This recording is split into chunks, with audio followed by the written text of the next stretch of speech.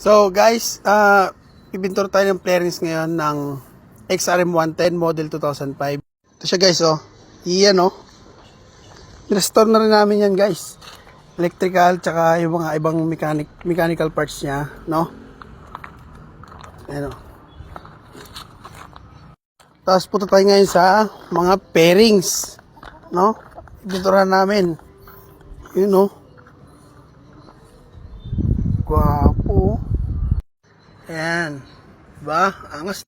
Tapos ito, ayan, primer muna. Ayan. Tsaka itong sidings, guys. Ayan. Pinturahan pa lang yan. Kakatapos lang nila yan, guys. So bali, ginamit namin liha dyan is 3M na 280 and 800, guys. Tsaka 1,000, no? Ayan, o. Iyan, o. Angas, o. Ayan.